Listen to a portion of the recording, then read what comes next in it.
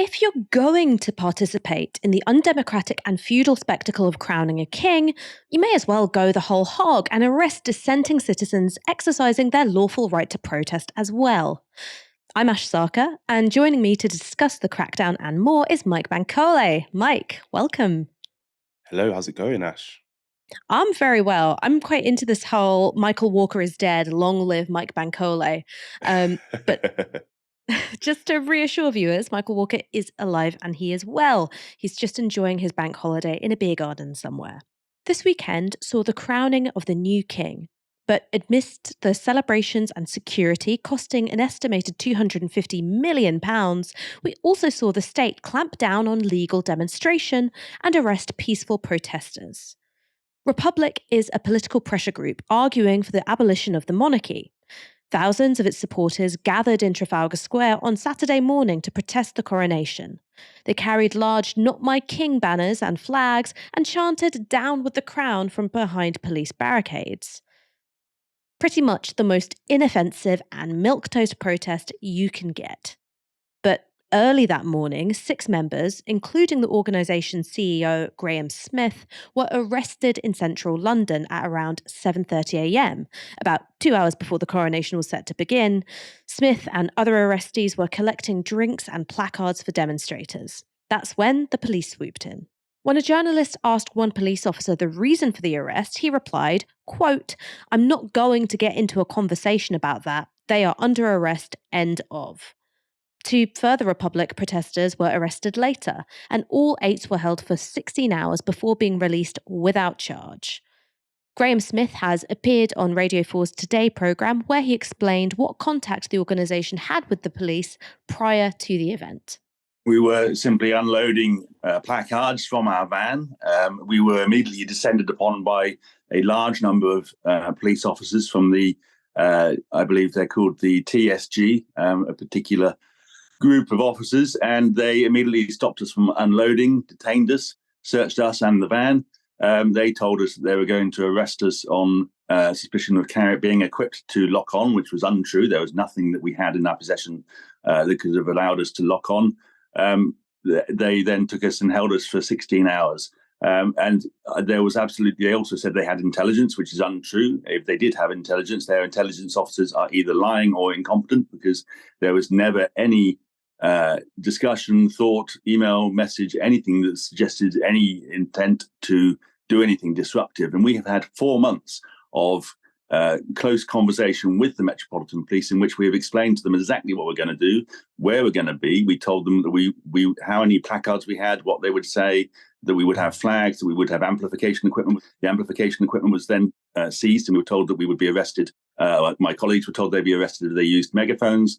The whole thing was a deliberate attempt to disrupt and diminish our protest. When it came to it then, what were you intending to do? So you didn't have megaphones. What were you intending to do? No, we had megaphones. We had amplifiers as well. We intended to be in large numbers on Trafalgar Square near the procession route, as well as having smaller groups along the procession route. We were very clear with the Metropolitan Police about that over the last 4 months, and they repeatedly said, right up until Friday, that they had no concerns about our protest plans. They are well aware of what we're going to do, and they would engage with us and not disrupt us. So they have repeatedly lied about their intentions, and I believe that they had every intention of arresting us prior to doing so. In the week leading up to the coronation, the government rushed through their Public Order Act into law. The legislation contains many new restrictions on protest. It makes locking on a criminal offence and extends stop and search powers. And it allows the police to break up protests defined as disruptive before they've even begun. On Times Radio, Smith was asked about the Act's role in the Republic arrests. People saying that you were arrested under the new Public Order Act, which was introduced by the government to actually more deal with groups like Just Stop Oil blocking motorways and so on. Are you clear that is what you were arrested under? I believe so, yeah. I mean, they don't seem entirely clear what they're doing, to be perfectly honest. As far as I'm concerned, it was an unlawful arrest. I understand from someone else that they're now rowing back on that and saying it wasn't that legislation. So I think they have got themselves really confused and mixed up as to what exactly they were doing. But to my mind, it was very clear that this was a premeditated decision. They had absolutely no grounds whatsoever on that morning to even detain us, let alone arrest us. And I think that they had already decided the day before, or whenever it was, that that's what they were going to do in order to disrupt our protest. And, 8 of us, 6 of us on the ground there and 2 others later, spent 16 hours in a prison cell or police cell, and are now on bail for having done absolutely nothing wrong. And that is a clear affront to democracy. And I've gone as far as saying we no longer have the right to protest. It is now a freedom contingent on permission from senior officers and politicians. And clearly the politicians have been putting pressure on the police. So there needs to be a pretty serious look at exactly who made what decisions and how this came to be. Republic supporters weren't the only protesters arrested on Saturday. On the Mall, near Buckingham Palace, 13 Just Stop Oil protesters were arrested and carried away by the police. Their crime? Wearing Just Stop Oil t-shirts and carrying the organisation's flags. None were carrying any devices capable of locking on or causing disruption. Later, 4 more activists and filmmaker Rich Felgate were arrested near Downing Street, but not before Felgate captured the event on film. Okay, for the meantime, it's 9:50. I'm arresting you for... You're under arrest, okay, for... press. You're Arresting a journalist. Okay. Can we just... I'm not saying that's not wrong, but let's just Double check that, briefly yeah, run yeah. this past the supervisor. Yeah. That's what they're suggesting anyways. I'm holding a banner and Nothing I'm saying being arrested for my actions. I am simply holding a banner in Westminster and I'm being arrested for my actions. There's a journalist with a press pass next to me who is being arrested for his actions. At this time, okay, you can put that away, please, sir. Put it away. Also arrested were around 14 activists from the group Animal Rising. Earlier this year, they disrupted the Grand National Horse Race. The animal rights group was holding a non-violence training workshop in Hackney, miles from the Coronation, when its members were taken into custody. And in Soho, 3 members of Westminster Council's nightlife safety team were arrested for handing out rape whistles to partygoers. Taken into custody at 2 a.m. on Saturday morning, they were held for 15 hours before being released. Caroline Russell is a Green Party member of the London Assembly, and she chairs the city's police committee. On Radio 4's Today programme, she was asked about the Soho arrests. We also know that members of the City of Westminster's night safety team, volunteers who were handing out rape alarms, were amongst those arrested. And the Met has said that that's because they thought that they had received intelligence that individuals were planning to use rape alarms to disrupt the procession. But presumably it wouldn't have been hard to establish that these people were acting on behalf of the council. These people were literally wearing high-vis vests with the Metropolitan Police logo on. These are volunteers working for Westminster Council on a Night Stars programme, which is done in collaboration with the Metropolitan Police. So it seems absolutely extraordinary that those people who were volunteering, they were out there handing out flip-flops to people who could no longer walk in their high heels because they'd had a bit too much to drink, and handing out rape alarms to help people get home safely. It just seems extraordinary that they got caught up in the Met's safety net. And, how would you make that, it just feels very odd. Despite the fact that the arrests were made without any evidence that demonstrators were planning to disrupt the event, the police are unapologetic. Ken Marsh is chairman of the Metropolitan Police Federation. Appearing on Radio 4's Today programme, he said this. As the police of this country, we police without fear or favour, as you well know, and we have to take into consideration everything that at that moment is put in front of us. And if individuals intend to cause an incident which will affect others near them, around them, or part of their actions, then we take action to deal with it. But isn't that what protesting is? Protesting can take place in this country, as you well know, but it's to the level at which you want to perform that protesting that we have to balance and deal with what is put in front of us impartially. That is what was done. A police officer would only arrest someone if they had the powers to do so, because as you well know, the transparency in this country is greater than any other in the world in terms of being able to investigate what took place after. So therefore, I can assure you my colleagues were lawful in what they were doing, And what was put in front of them made them take that action. Earlier today, I spoke to Mick Wright, the journalist reporting from the protests who broke the story about council workers being arrested for handing out rape alarms. I began by asking him about those comments from Ken Marsh that you just heard. Justin Webb allowed Ken Marsh to say a number of things that we already know are untrue. We know that the Metropolitan Police regularly arrest people illegally because there have been many, many payouts for illegal arrests. In the course of these arrests over the weekend, there were people who were not told what they were arrested for. That is an illegal arrest to start with. In order to generate your defense, and in order to be able to speak in a police interview, you need to know what you were arrested for. And you need to know if they have an intent to charge you. And if they don't do that, then that is an illegal arrest. The BBC allowed Ken Marsh to talk all over the shop and basically lie. It's also worth remembering that police aren't allowed to be unionized. So police federations are just another offshoot of the police. They are just another official spokesman for the police. And what's happened here is the Met, too cowardly to put up serving officers or, officers that were involved in the operation, put up Ken Marsh, a man whose entire job is to just do propaganda for the police. Police were involved in illegal arrests. They acted like a gang. There was a few years back, might have been even more than a few years back, there was a Met police poster that said, "Our gang is tougher than your gang." That is their mentality. Most people were arrested and now have been released pending further investigation. And wouldn't you know it, that pending further investigation involves the seizure of their phones, which of course is a way to disrupt activist networks, and also to make it very hard for people to appear on the media. Yesterday, LBC said, well, we tried to get Republic to appear, but no one was answering their phones. Do you know why? They're in the Metropolitan Police's hands. That's why.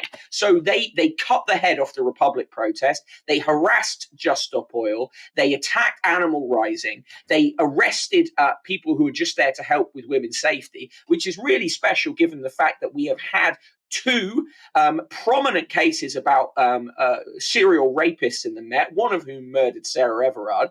So the Met trying to stop women being safe in London is a real PR triumph for a force that continues to do this stuff. And to say, well, nothing happened, but we arrested them all, so there were nothing happened. You can't then, it's a post hoc ergo propter hoc. Because we did this other thing didn't happen. It's unprovable.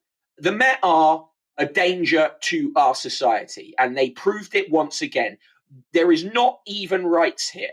Even being a journalist, these people, pathetic journalists in our industry who spent the day just tweeting about the TV coverage and not actually doing any journalism, they've shown us up, because if you're out there doing real journalism, you felt a threat that you might get lifted purely for reporting on what was happening. The police really wanted no one to look at it, and that's why a lot of people were sent out to Elephant and Castle, but not just Elephant and Castle, about 15 minutes away from the tube station. And the only journalist who attended, I attended the whole time, someone from the PA news desk came, an ITV crew came for a little while, and Sky sent a cameraman who didn't know why he was there. And that was it. Graham Smith from Republic said that his organisation had been in close conversations with the Metropolitan Police for 4 months before the coronation. So they were well aware of how many placards they had and what they said and what audio equipment they were planning on bringing. So what do you think happened? Was it just the case that there were some overzealous TSG who really wanted to get stuck in and in the mix? Or was there something maybe a bit more devious afoot, where they were lulled into a false sense of security and the orders to arrest them came from the top? It was a stitch up. It was an ambush. I said this to Republic people on the day when, in our many hours of standing outside the police station in Elephant and Castle, they cannot trust the police in terms of trying to cooperate in that way. Now, if they don't cooperate at all, they'll be accused of plotting, but I think they were a little too cooperative. It was a stitch up. The TSG were just following orders, to coin a phrase, while trying to avoid being accused of being Gary Lineker. it was deliberate.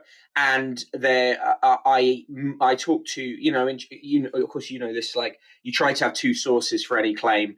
I had from nearly double figures people telling me that bronze commanders, the on the ground commanders, were telling their police that were under their command, if you've got any doubt, just arrest them. We can always de-arrest them later. So the policy was arrest first, ask questions later. And what was also happening, there were many illegal arrests because many people who came out, I said, and everyone was being kept in for about 14 hours. It turned out that Republic ended up being in there for nearer 18 hours, partly because they wanted Graham not to be able to appear on the 10 o'clock news. So suddenly, around the time that the 10 o'clock news had been broadcast, things sped up and suddenly all the Republic members were released. JSO were kept in a lot longer, Just Stop Oil. Clearly, they were being treated much worse than Republic. There was a class element involved. Definitely, JSO are treated as much worse than Republic. It was a stitch up. It was a plan. The bronze commanders were being told by silver and gold. I mean, gold is the one person running the whole operation. They were being told, crackheads, go in hard, have zero tolerance. So this was the protest in Trafalgar Square was approved, and then it was unapproved because they knew they always would definitely unapprove it. Clive Lewis, the MP, the left-wing Labour MP, who is my constituency MP, was told not to appear at the rally because there had been security threats. It's my contention, and the Met refused to say otherwise. It's my contention that those threats were made up by the police to prevent Clive from speaking. All the amplifiers that would have been required for him to speak were banned anyway and seized. So it was a stitch-up. And anyone who thinks it wasn't a stitch-up is not paying attention to the evidence to their eyes and ears. We saw widespread use of preemptive arrests back in 2011 for the wedding of Prince William to Kate Middleton, and many of those arrests were of people who were associated with the organised left in some way. So how much of what we've seen on Coronation Day is a reflection of the Public Order Act, which was rushed through in time for King Charles's special day, and how much of it is to do with the idea that this is just the standard operating procedure for any royal event these days? I don't think it's about royal events anymore. I think this is going to be standing operating for events, full stop. I was at university with Wes Streeting, the Shadow Health Secretary. We weren't at the same college, but I was on many protests he was on.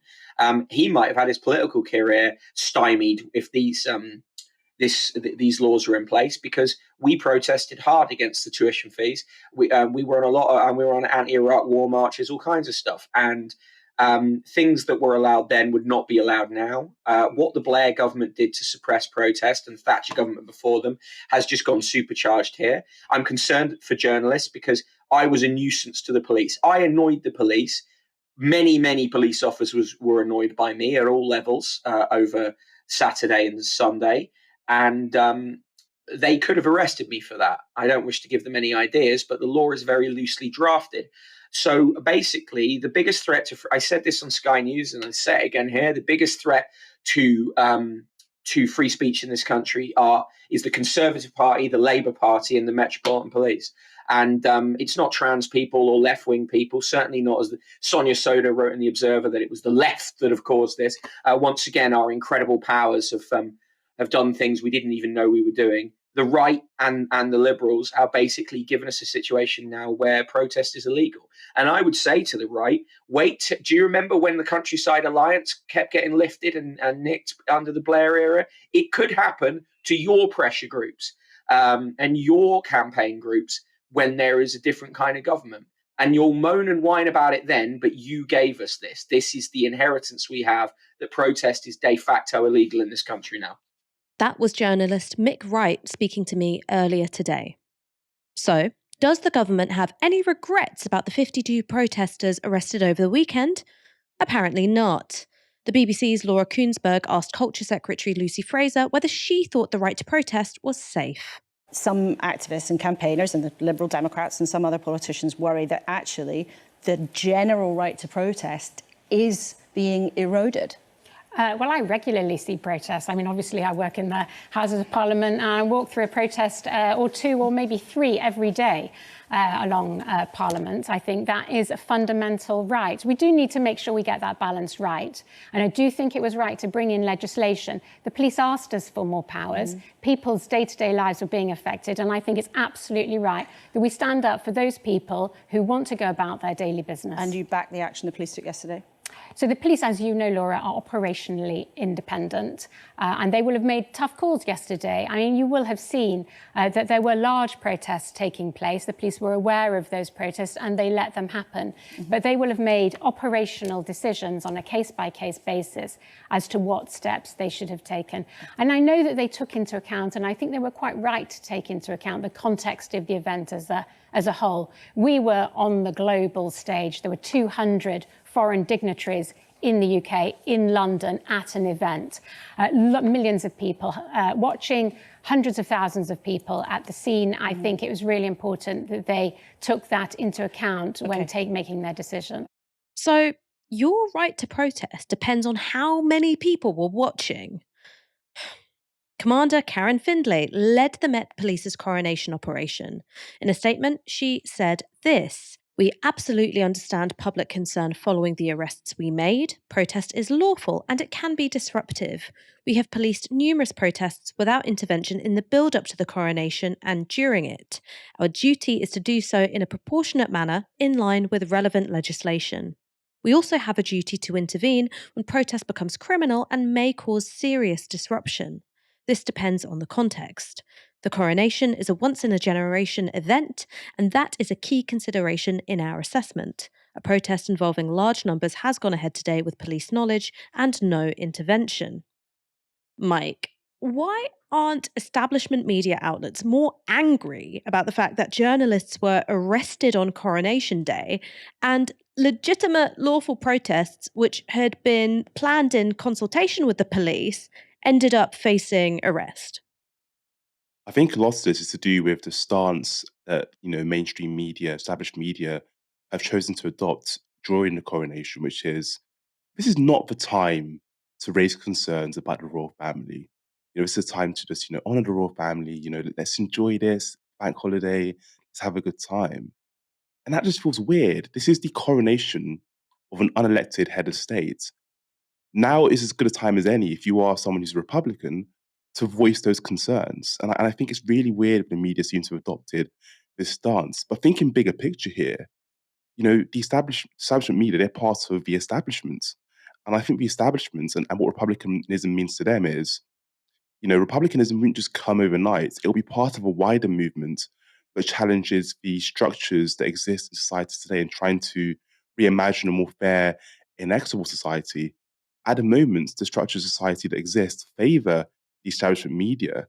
And I actually think that republicanism poses a threat to some of the benefits they enjoy, because that movement is part of a wider movement to reimagine Britain and reimagine what's possible in Britain. So I think there's a vested interest in the establishment media to not shake up too many trees and not to ruffle too many feathers.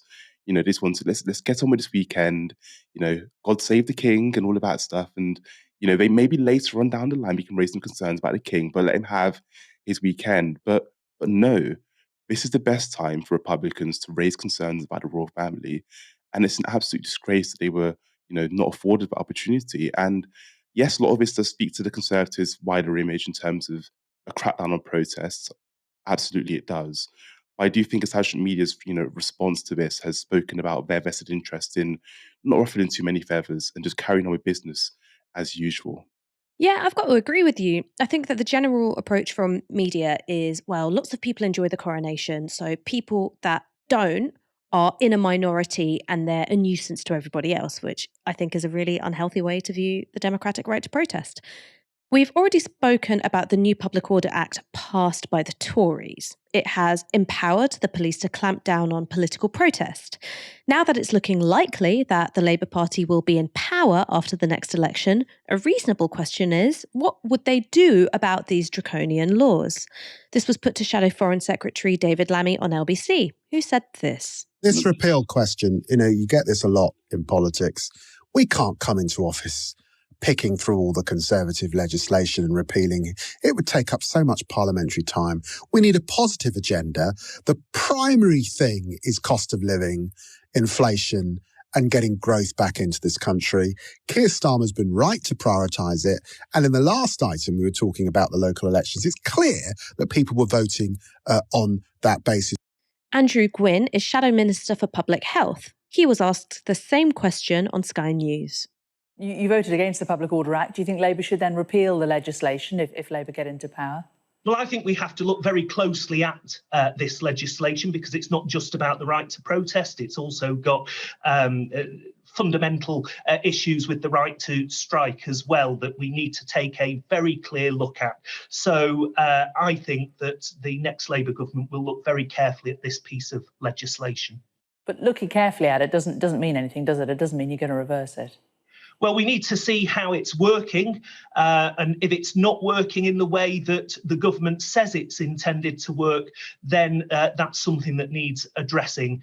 But obviously, what happened over the Coronation weekend, the police will investigate and no doubt report back to the Mayor of London. Mike, obviously, politicians can't just make up policy on the hoof. And if they don't know what Keir Starmer wants, they can't say, OK, he'll definitely repeal it. But those are two really different tones struck by David Lammy and Andrew Gwynn. Andrew Gwynn is saying, we're going to have a look at it for these reasons. This is the implication of the legislation. And David Lammy is like, oh, it might just be a big old waste of parliamentary time. What do you think explains the difference between their two responses? I'm not so sure. I guess they don't actually know what they want to do about, the right to protest. And I actually think it reveals that Labour don't really care that much about the right to protest, because for me, it should be something right to the top of their political agenda. I think Lammy's response was crushingly kind of what I expected it to be. It's just crushingly predictable. This idea that we've got bigger fish to fry, the cost of living crisis. Look, the cost of living crisis is clearly of huge importance for voters, for people. Of course it is. But I think, if you're a left-wing party, prioritizing and protecting the fundamental right to protest should be right at the top of your agenda, especially if you are claiming to be pursuing a positive political agenda. I would have, protecting the right to protest right at the top of that. So I think Labour's stance, this kind of mixed messaging we're getting from them, just reveals a party that don't actually have this kind of clear idea of what they want to do when it comes to the right to protest. And I think it reveals a lot about what Starmer's plans for this Labour Party are and their general direction of travel. I think, Lammy's kind of, his what he said on the radio was peak, Keir Starmer Labour messaging. It's so condescending. It's we got bigger fish to fry messaging of these, it kind of speaks to the idea that these kind of like woke lefties are bringing up nonsense again, and we want to focus on the big issues of the day. And it's just really frustrating. And I think, what do Labour stand for? Because if you fail to criticize and repeal the Conservatives' most repressive policies, what on earth does that positive agenda you speak of looks like? I don't understand what kind of positive agenda doesn't include protecting the fundamental right to protest. The government has made it clear that you can say what you like about the monarchy, so long as you say it quietly. But one Tory MP thinks they haven't gone far enough. Lee Anderson wants to bring back the death penalty and thinks you can get a nutritious meal for 30 pence. He's also a fan of free speech. He told Parliament that, quote, "We've fought and won a war to protect our freedoms, and freedom of speech, to my mind, is the most important freedom that we have." And in the past, he wrote this: "Free speech is a fundamental part of any civilized democracy, and no one should be silenced if they think there are important issues that need to be raised." No one should be silenced. Unless, that is, they're speaking out against a hereditary monarch appointed by God. During the coronation, he posted this on social media: "Not my king. If you do not wish to live in a country that has a monarchy, the solution is not to turn up with your silly boards. The solution is to emigrate." Mike, why do so many right-wingers chuck their commitment to free speech out the window the minute it's about the monarchy? It's classic Lee Anderson, I have to say. This is the same Lee Anderson that refused to watch the England team play at Euro 2020 because the footballers dared to take the knee. And it's really funny because he's one of those right-wing politicians that claims to be a defender of free speech. These woke lefties, these snowflakes, they are attacking our right to free speech. But then when it's convenient for him, he, completely ignores the idea of free speech. It's like, well, if you don't like the royal family, leave this country. And it's like, well, aren't you the guy that speaks about free speech and, people being allowed to say what they want to say? So it's really bizarre. And I think it just speaks to the idea that these people don't actually care about free speech. They want to be offensive and say at times racist and problematic things and face no repercussions for that. And whenever anyone says something they don't agree with, both people should be, repressed, they should be placed in prison, or they should leave this country. So they don't care about free speech. They care about the right to say whatever the hell they want to say. And others who have contradictory views should be silenced immediately. I mean, I also think he's quite crude. So he sort of sees it as his job to say the most reactionary thing possible and then dress it up as this kind of authentic voice of the white working class thing. So he'll be like, bring back hanging. It's what real decent working class folk want. And he'll say, cancel culture. That's why you're alienating decent working class folk. And then when it comes to the monarchy, he's like, you should all emigrate because republicanism is antithetical to what working class people really want. So it's a way of using a particular identity to just ventriloquize the most reactionary thing possible, whether that's driving a moral panic about cancel culture or whether it's about, constraining and curtailing the right to protest. California's reparations task force has approved recommendations that could mean that Black people in the state receive hundreds of billions of dollars in cash payments. The panel of elected officials, academics, and lawyers was set up in the wake of George Floyd's murder at the hands of police in Minneapolis. Since 2020, they've been conducting research into how the legacies of slavery, segregation, sharecropping, and redlining might be addressed. And what they've worked out is this. Every Black Californian who can trace their ancestry back to an enslaved or free Black person living in the United States prior to the end of the 19th century could be eligible for direct cash payments based on how long they'd lived in the state. So a Black person who'd lived in California between the 1930s and the 1970s, when the practice of preventing people in Black neighborhoods from taking out mortgages and owning homes was most prevalent, could be entitled to nearly $150,000. That's based on a figure of $3,366 for each year they'd lived during the era where redlining was commonplace. The Reparations Task Force has recommended that Black people should receive $2,352 for each year of residency in California between 1971 and 2020 in order to address the harms of over-policing and incarceration during the decades-long war on drugs. So, theoretically, a 71-year-old Black person could be entitled to $1.2 million in restitution for a lifetime of being discriminated against. And polling from Pew Research shows just how split Americans are on the issue of reparations. Only 18% of white people support reparations for the descendants of enslaved people, compared to 77% of Black people. And support for reparations is strongest amongst people on lower incomes rather than higher ones. That's not really surprising when you consider the role that race plays in American wealth inequalities. This is from the New York Times. The median wealth of Black households in the United States is $24,100 compared to $188,200 for white households, according to the most recent Federal Reserve Board survey of consumer finances. In California, a recent report from the nonpartisan Public Policy Institute of California found for every $1 earned by white families, Black families earn 60 cents, the results of disparities in, among other things, education and discrimination in the labour market. We've got racial disparities in wealth here in the UK too. But what makes the US unique is just how much wealth and land was actively taken away from Black people in the decades following Reconstruction. Land ownership for Black Americans peaked in the early 20th century, but discriminatory lending practices and forced sales has seen it decline ever since. According to one study, in 1910, Black farmers owned more than 16 million acres of land, according to experts. In 2017, when the most recent agricultural census was done, that figure was just 4.7 million acres, about 0.5% of all farmland. Over the course of the 20th century, Black farmers in the United States lost roughly $326 billion worth of acreage. So what supporters of reparations argue is that direct cash payments aren't a form of compensation. Instead, they should be considered the return of stolen wealth. Now, the proposals from the Reparations Task Force aren't necessarily going to be implemented. They'd have to be approved by the state legislature first. And while the task force have outlined what they think are the appropriate sums of money to deal with the impacts of structural racism in areas like housing, education, and the justice system, they haven't said how they're going to pay for it. All in all, their proposals could end up costing the state of California over $500 billion. And last January, Governor Gavin Newsom announced that the state faced a $22.5 billion deficit, down from a $100 billion surplus a year ago.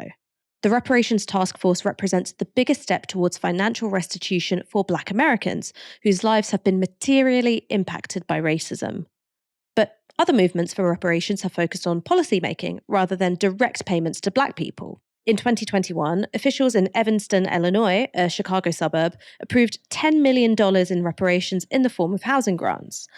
More recently, the San Francisco Board of Supervisors has expressed support for reparations that could offer several $million.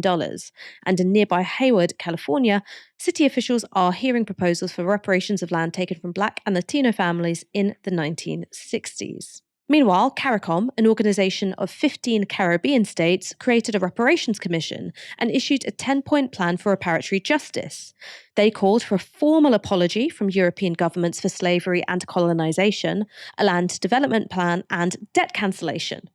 And look, if that sounds unreasonable to you, just remember that our government only finished off paying the debt from giving reparations to slave owners in 2015. Mike, I'm really interested to hear what you think about these proposals, particularly the fact that they take the form of direct cash payments. What do you make of that idea? Look, I think there's a strong argument for reparations when you look at the legacy of slavery and segregation in the US and the effect it's had on Black Americans even to this day. And we see Black Americans living with systemic racism and huge issues with policing, which is obviously one of the big issues that we often hear about over here in the UK when it comes to race and racism in the US. My issues with this policy would be the idea of it being direct cash payments, partly because I think we can imagine reparations as a more useful mechanism for justice. And what I mean by that is not just handing cash to Black families, it's actually maybe investing in some social schemes, some scholarships for students to attend college, maybe. The scheme in Illinois seems like a really good one in terms of housing grants as well. So actually not just handing cash, but helping Black families who face disproportionate inequalities in different sectors of society when it comes to housing and education. That's a really important way of bridging the wealth gap that exists between Black American families and white American families. I think that would be more useful. I think I also wonder what role class might play in this, because it's something we've spoken about before, Ash, right? But there is a Black middle class in the US, and are they going to be paid the same amount as maybe a Black working class family? How does that work? So I think there are some questions, but look, I know there's some people who oppose reparations in general, and those people say, well, look, I didn't own any slaves. Why am I being held accountable for this or all of this sort of nonsense? I don't think that's a strong or robust argument, partly because, yes, you didn't own slaves, but federal governments allowed slave ownership to happen. And as a result of this, they should, be forced to pay back for this. So I don't think that's a strong or airtight argument at all. And I think there is a need for reparations, but my big question is the form reparations take, and trying to find the most progressive and useful form of reparations for Black Americans. I'm really with you on the idea that reparations aren't about the wrongs of the past. They're really about addressing the injustices of the present. But for me, I think one of the things about this idea which makes me a little bit uncomfortable with the framing of it is you've got direct cash payments going to people because of the war on drugs, for instance. But the war on drugs is still ongoing in California. You don't have the decriminalization of psychoactive substances. And that's a part of the illicit economy, which disproportionately drags Black and Hispanic individuals into the criminal justice system.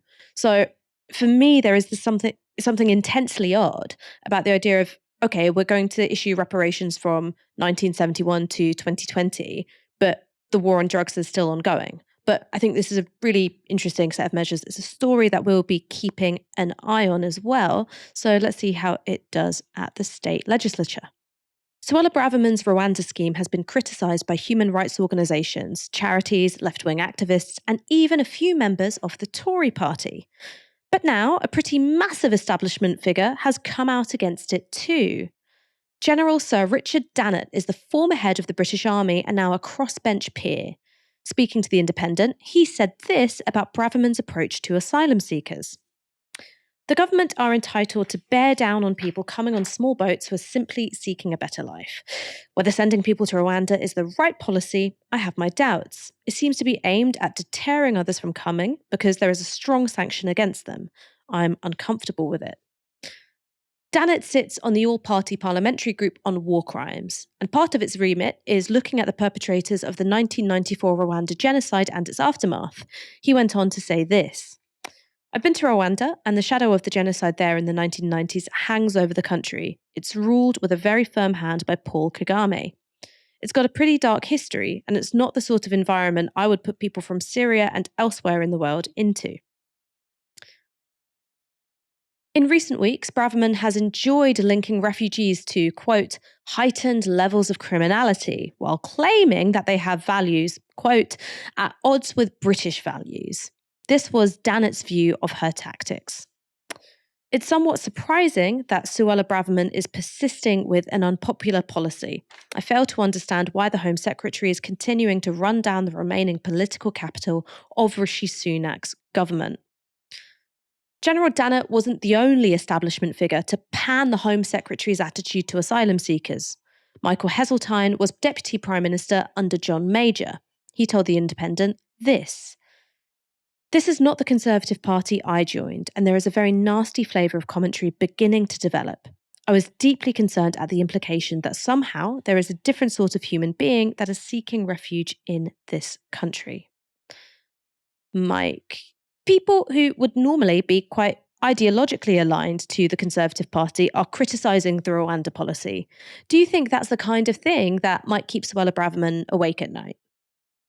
I don't think it is. I think the Conservative Party are committed to the Rwanda policy. It's their hallmark policy, I believe, and it's something that they're not going to back down on just because they're receiving some criticism from some people who would otherwise be sympathetic to them. And look, we need to understand that Rwanda policy is the end point of years and years of anti-immigration politics that has been reproduced by both the left and the right. So think about 1968 Commonwealth Act that was passed by the Labour Party. That was a hugely problematic piece of legislation, and it was profoundly racist. We can think to more recent times in a hostile environment that was pushed by the Conservative government, Cameron's Conservative government, and later continued by successive Conservative governments. It's an ongoing hostile environment, by the way. It's worth mentioning. But that was also a problematic and racist policy that had huge effects on Black families, Black communities. The Windrush generation and the Windrush scandal is a legacy of that. So I don't think the Conservative Party are going to stop anytime soon when it comes to marginalising asylum seekers and refugees.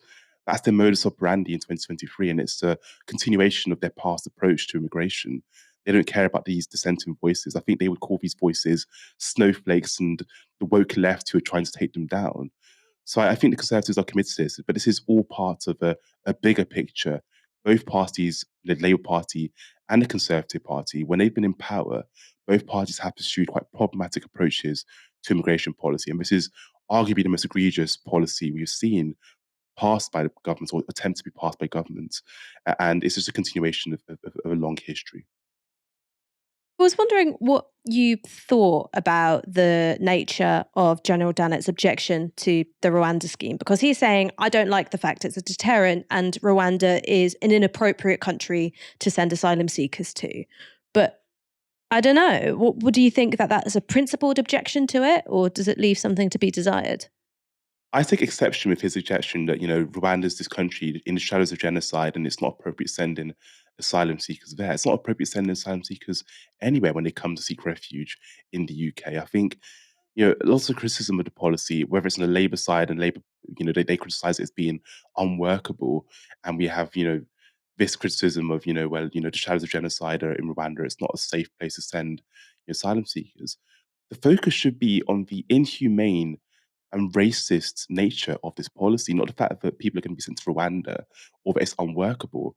And when we lose sight of the fact this is a deeply racist policy, it's inhumane in every single sense. When we lose sight of that, we can actually be too soft in our criticism of this government. They need to be reminded that this is a hugely racist piece of legislation. It's hugely problematic.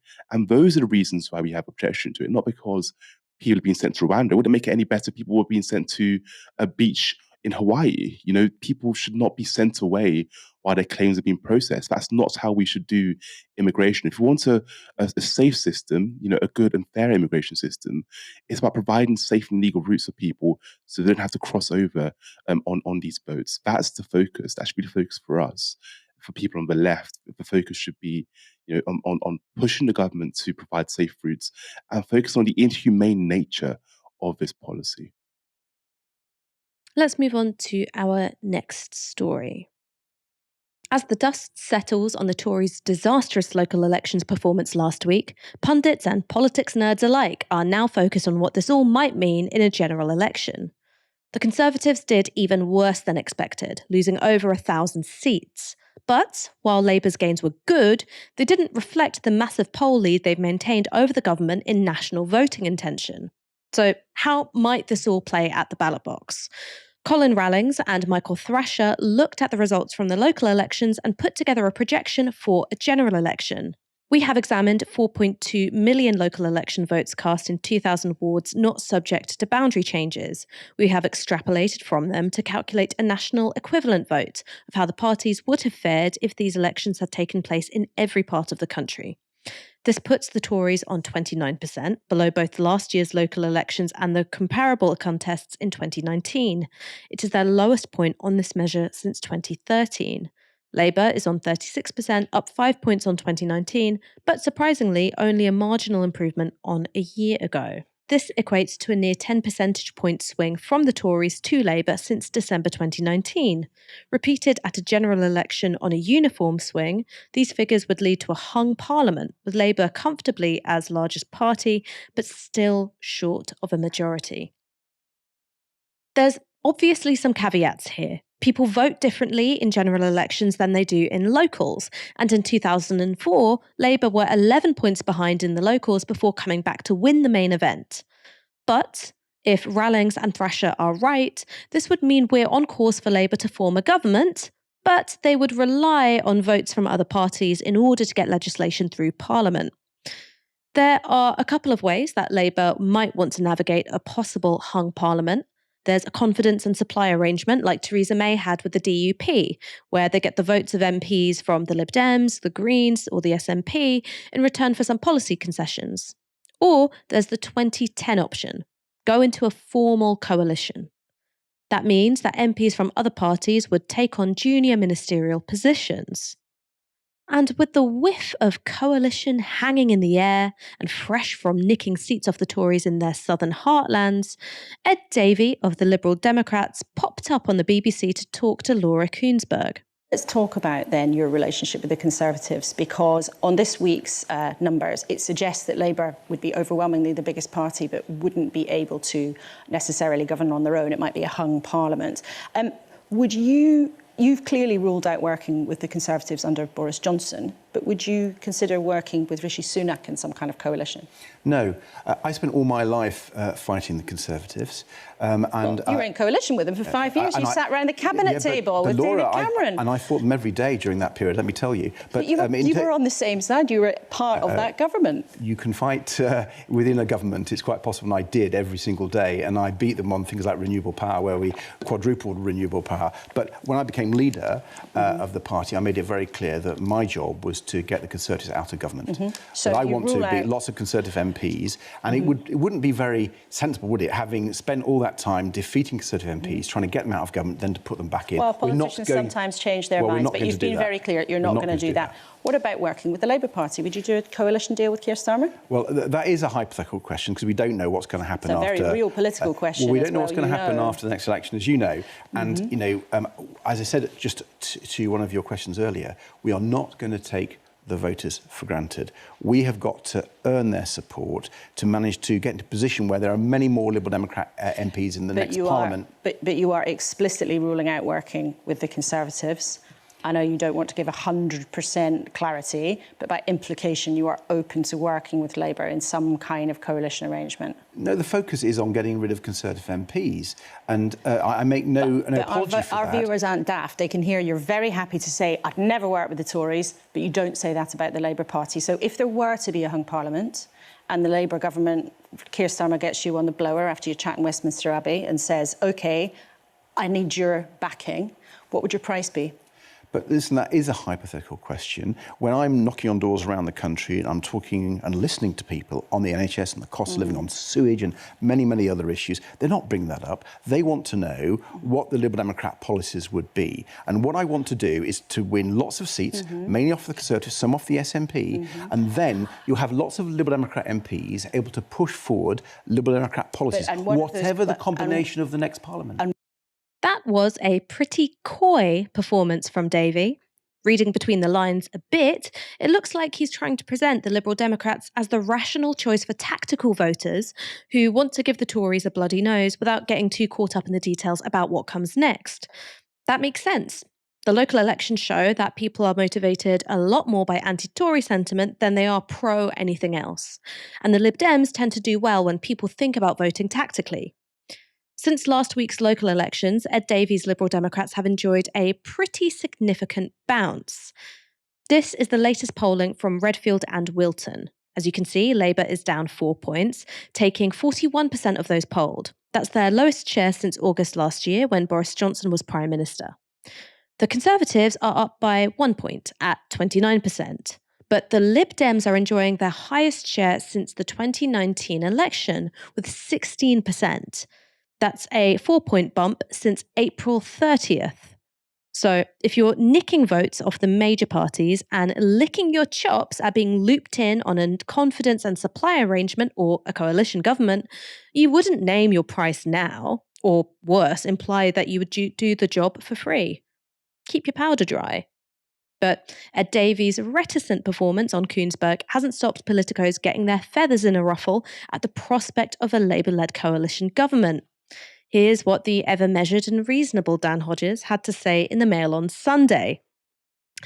The nightmare is looming of Starmer as a marionette PM dancing a maniacal jig to the tune played by an unholy alliance of Scottish Nats and Corbynites. In the article, he describes the prospect of a hung parliament led by Keir Starmer as a nightmare scenario. In that instance, the balance of power would fall instantly into the hands of the Nat Pack, an unholy alliance of SNP MPs and vengeful Corbynites. A Labour minority government in a hung parliament would be a good result, leading Corbynite commentator Owen Jones claimed, as the full implications of the result became apparent. It's increasingly clear that the SNP can hold the balance of power after the next election, putting Scotland in prime position to pull the strings of a minority UK government, boasted Stephen Flynn, the SNP leader at Westminster. He's right. In a hung parliament, Prime Minister Starmer would become nothing more than a marionette, dancing a maniacal jig to whatever radical tune the Nationalists and the Corbynites opted to play. So that's Dan Hodges' argument. But there's some reasons why it doesn't quite work. Since 2016, Conservative governments have been defined by chaos and instability, regardless of how big their majorities have been.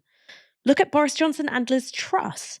Both had 80-seat majorities, but ended up being kicked out of office because of their own terribly poor judgment. And if you want to talk about who's pulling the strings of policy, look no further than the factional groupings of Tory MPs, like the ERG or the so-called Common Sense Group, to see their impact on ministerial decisions. Basically, the coalition of chaos attack line would work better if politics hadn't been non-stop chaos for the past 7 years. Mike, do you think that the public are as averse to the idea of coalition politics as they used to be? I don't think so. I think one of the things that we assume about coalitions in this country, as a country that are used to, one-party governments, is that there's a lot of chaos and indecision, and it's going to be slow. And we've lived through, as you say, this period of chaos from 2016 up until today. we've lurched from scandal to scandal, whether it's, Brexit and the aftermath of Brexit, whether it's, Theresa May and her premiership being dominated by Brexit and her having to leave office, and then Johnson comes in and tries to prorogue Parliament, and then we have the pandemic and how Boris Johnson's government managed that, and we have the parties. We have lurched from scandal to scandal, so I don't think the public are too worried that, a coalition will be any more disastrous or chaotic than what we've experienced for the last, 7 or 8 years. So, no, I actually think the public would welcome a coalition. And as you mentioned, a lot of voters are driven by anti-Tory sentiments rather than the idea of, being fully behind Labour and being super excited by Keir Starmer's Labour. So I think many voters would accept the idea that, look, if getting the Conservatives out means that we get a coalition in place, that's fine as long as they're out of office. It is about getting the Conservatives out of office for a lot of voters. What a Labour Lib Dem coalition would look like would be interesting. In terms of the rhetoric espoused by that coalition, I don't think it'd be anything exciting for us as progressives or socialists, but it remains to be seen.